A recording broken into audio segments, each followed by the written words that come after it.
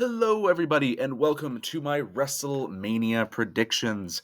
We are about a week away from WrestleMania when I am recording this. It is March 30th today, so if there are any changes, that will be why. Look at the description if anything has changed or anything has been added. But for the moment, there are 11 announced matches. I will go through all of them very quick for you.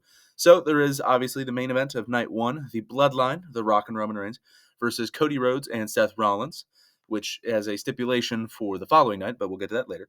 Seth Rollins versus Drew McIntyre, Roman Reigns versus Cody Rhodes, Iyo Sky versus Bayley, Rhea Ripley versus Becky Lynch, Gunther versus Sami Zayn, a six-pack tag team ladder match for the undisputed WWE tag team titles. A lot of words there. I'm not going through everybody until I get to that.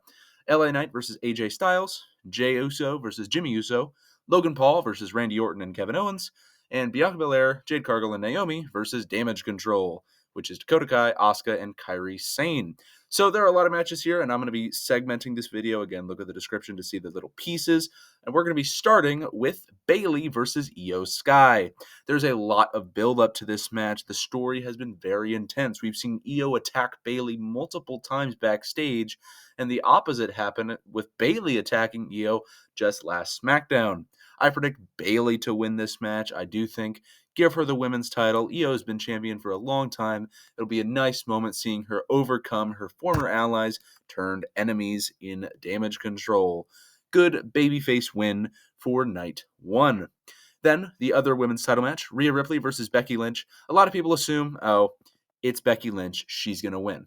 But I don't think that. I think Rhea will actually retain her title in a good match and then proceed to lose it somewhere around Backlash. I don't think it'll be perfect for her to just do a year-long reign. I think slightly more than that would fit her character. Do I like this reign? No.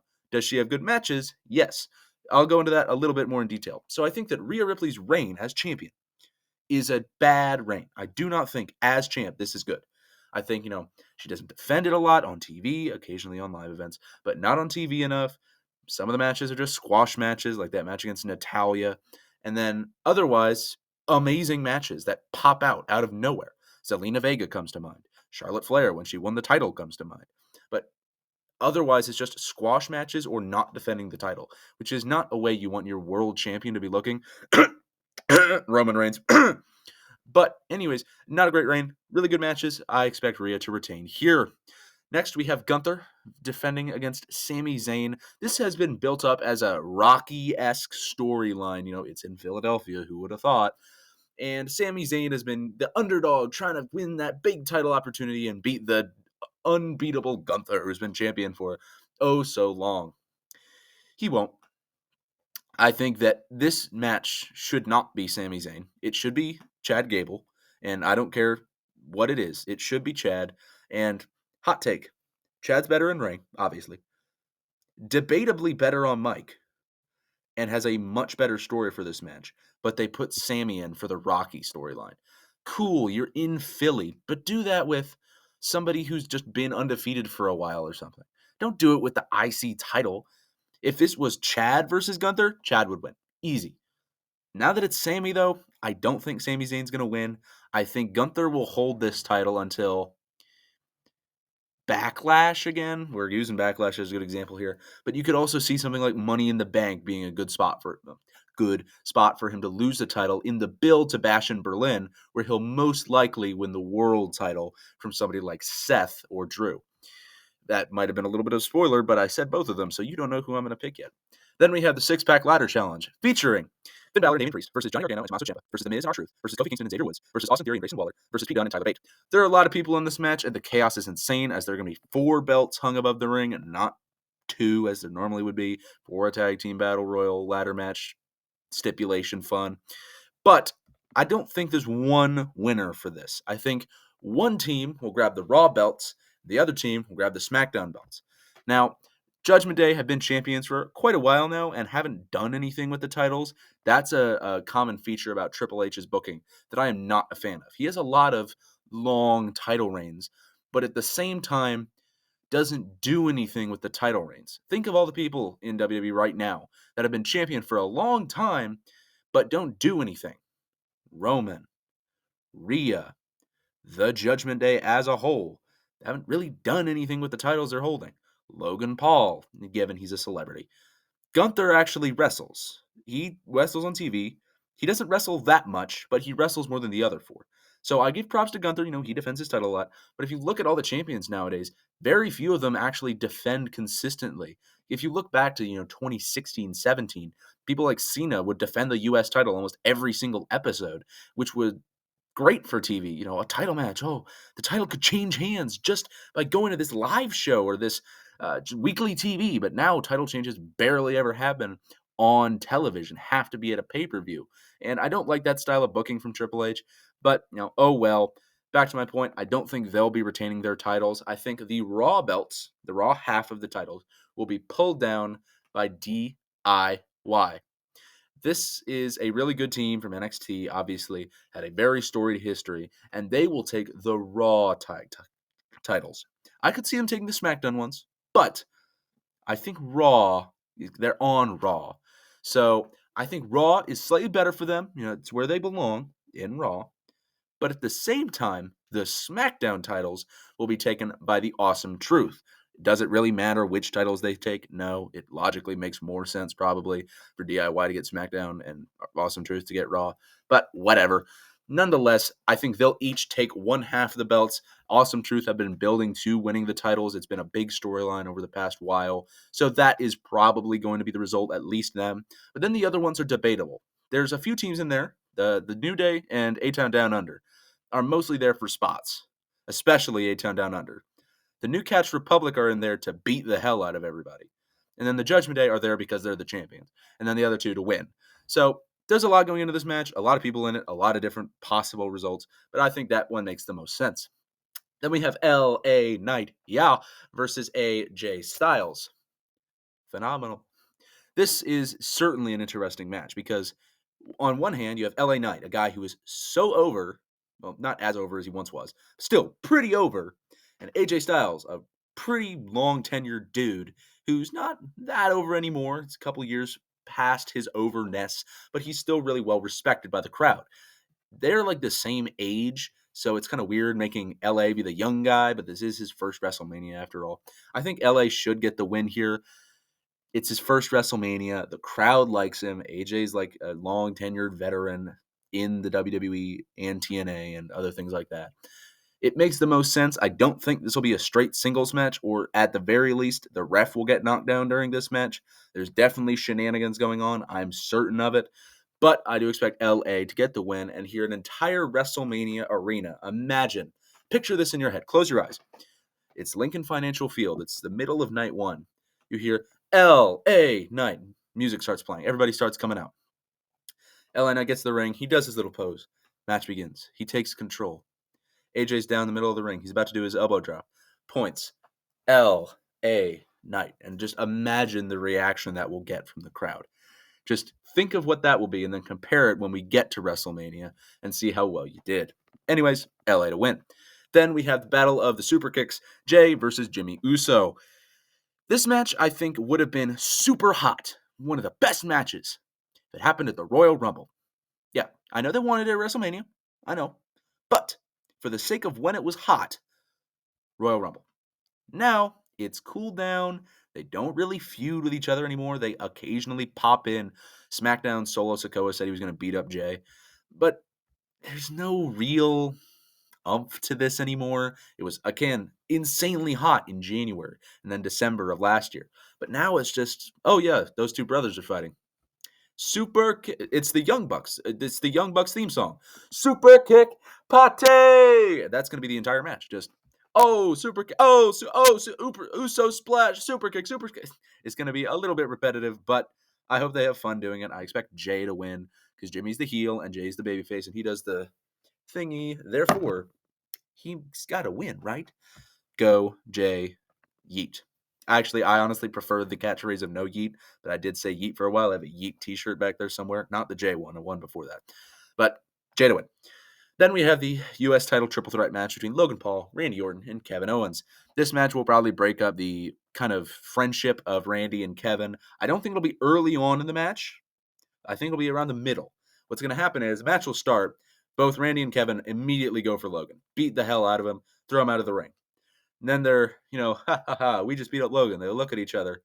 Kevin expects the RKO, and before the RKO hits, he does a stunner. I think that's the best way to do that. Or maybe Randy reverses the stunner, does an RKO from the kick, whatever. They break up their friendship.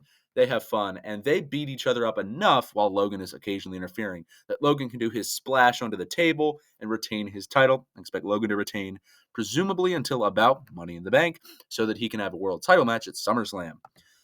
After that, we have Bianca Belair, Jade Cargill, and Naomi versus Damage Control. This one was just announced on last SmackDown. This one is a little bit unfortunate on both sides of the ball. So on one hand, you have Bianca Belair, who is undefeated at WrestleMania. She did lose on a pre-show at WrestleMania 34. That doesn't count. She's undefeated on WrestleMania as a show, and if she wins here, she ties RVD for the #1 record. But at the same time, you have Asuka, who has never won at WrestleMania. I don't think. So what do? Do you give Asuka a win, finally?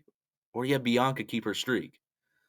I think the way that the booking has been, especially how last SmackDown ended, the trio of Naomi, Jade, and Bianca have got to win. I don't like them bearing Damage Control like that, because then all of Damage Control will lose on the show. It's just how it's got to go to keep Bianca's streak going. I think they're going to do her streak like they did Taker's. It's probably going to get beaten in about 10 years by like Tiffany Stratton or something. That would make the most sense to me. Bianca and her rest of trio to retain. Then we go to the matches that have announced nights. All the matches I just went through, Iyo through this Bianca match, have no announced night yet. We don't know what night they're going to happen on. These other three, we do know when they're going to happen. So the main event of night one, obviously, is The Rock and Roman versus Cody and Seth. Now, the stipulation for this, as I mentioned at the beginning, is that if Rhodes and Rollins win, all members of the Bloodline are barred from ringside during Cody's match with Roman on night 2. But if Rock and Reigns win, the championship match will be under Bloodline rules. I don't know what that means. It's probably something along the lines of no holds barred or whatever, tribal combat at SummerSlam, something along those lines. Who knows? But we don't know what that means. It's probably just going to be no holds barred, as I said. But that, and I think Rock and Roman have to win this match, because if we look at WrestleMania 39 last year when the Usos lost, we were like, oh yes, Sami and Kevin got their moment. Wait a minute, 50-50 booking. Faces won night 1. Oh no. And then Cody ended up losing on night 2. So if Cody and Seth win, then Rock and Roman they're gonna retain. Roman's gonna retain, and that's not gonna be fun. So Rock and Roman to win. Now the biggest question I think about this match, I think a lot of people agree that Rock and Roman should win, is who takes the pin. I think it's got to be Seth. I think Seth has to lose with this pin, because Seth's losing his title to Drew as well. We'll get to that in a minute. But Seth needs to get pinned. Will it be with shenanigans? Probably. But Seth to get pinned, Bloodline to win. If we go to that night 2 where that Seth-Drew match is happening, I do expect Drew to get the win here. This is Drew's big moment. Will Drew be the world heavyweight champion? Now, there is the underlying possibility for this match and the next match I'm going to talk about. Damian Priest cashing in. Now, if I were WWE, right, what I would have done is I would have had Damian cash in 4 months ago. Have him cash in at Survivor Series. Have that cash in work. Or have him cash in at Crown Jewel. That would have been fine. But now he's really cooled off. He has no reason to cash the thing in. What is he going to do until WrestleMania? And what is his decision that night? Does he cash in on Seth or Drew? Does he cash in on Cody Roman? And the Cody Roman one, I'm going to talk about once I get to that match. But I do not think Damian will cash in. I think he'll cash in a little bit later, but we'll get to that some point down the line. Lastly, the match you've all been waiting for me to talk about. Roman Reigns versus Cody Rhodes for the undisputed WWE Universal Heavyweight Championship of the world. Cody has to win. And there is no debate. The Roman fans and Bloodline fans on Twitter can say all they want. Oh, just give us another year. Let him break Hogan's record. It's not a record. It's 3rd place. It's not even a record. It's just a placing on a list. And he's already 4th. That's good. That's really good. We don't want another year of this. This is not WrestleMania 34. This is not, oh, let's have the guy that we want to win lose, but he'll win it at SummerSlam. No. Cody has to win this match. And I will make a pact with all of you right now. If Cody Rhodes loses at WrestleMania 40 to Roman Reigns on WrestleMania Night 2 and does not win the undisputed WWE Universal World Heavyweight Championship, I will not watch WWE at all until he has another title opportunity. I will not watch it, period. If he does not beat Roman for the title, I'm not watching. Because this story has been building for 2 years now. 2 years. 38, 39, 40. 2 whole years. Now, I get it. Triple H really loves long-term storytelling. 2 years is long enough. Roman's been champ for 4. Okay? Now, this might sound a bit in bad taste, but I think for the sake of the moment, I need to say this. And rest in peace in advance. But Roman Reigns has been champion so long, the guy he beat for the title isn't alive anymore. Rest in peace to Bray. Great legend. But it is insane at this point how long he has been champ. WrestleMania 37, fine. 38, fine. 39, it needed to have come to an end at 39. This is just too much. Cody needs to win. Should it be an overbooked mess? Absolutely. A lot of people on Twitter especially have been speculating about the Cody Vengers. So the Cody Vengers are every single person Roman Reigns has beaten in this title reign, if they're still in the company. And shit, get some people who aren't in the company anymore, to be honest. I think that they could pull that off, and that would make it a million times better. Now, I don't think they could get someone like Danielson or Edge, but I think he beat Riddle. Probably get Riddle to come out for fun. Yeah, who else did he beat? Who's in like TNA now? Well, all of them. Kevin, he's beaten. Logan, he beat. He beat LA. He beat AJ. He beat everybody under the sun. Really, all of them should come out.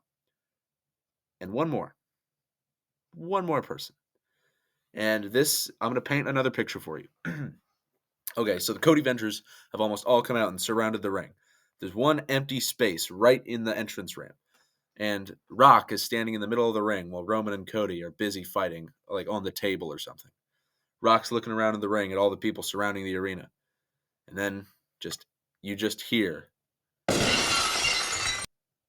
And Stone Cold comes out. It's a perfect moment. Can run that rivalry back. 3 WrestleMania matches between them already. Have them appear. They don't have to have a 4th. Just have them a little brawl, back and forth, hit a stunner, take Roman out of the match, ends up for the end of the match. Cody and Roman return to the ring. 8 bazillion crossroads. 1, 2, 3. That's a great way to end it, or something along those lines. Stone Cold beats up Rock. Prayer circle. But those are all my predictions. What do you think? I think that mine are pretty solid. I think there are a few that could go either way. But that's just my opinion, obviously. I would love to hear yours down in the comments below. Make sure to have a good day, good evening, good night, good morning, good dawn, good dusk, good whatever. Make sure to watch WrestleMania and watch my channel. And goodbye.